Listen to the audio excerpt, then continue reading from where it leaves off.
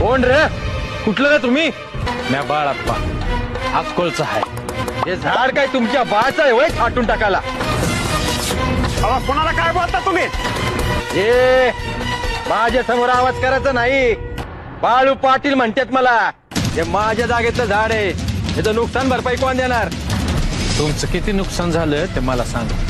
म्या भरून देतो. किती द्यायचं पैक? ए अरे तुझ्यासारख्या मेंढपाळाकडनं पैक घेणार होय मी?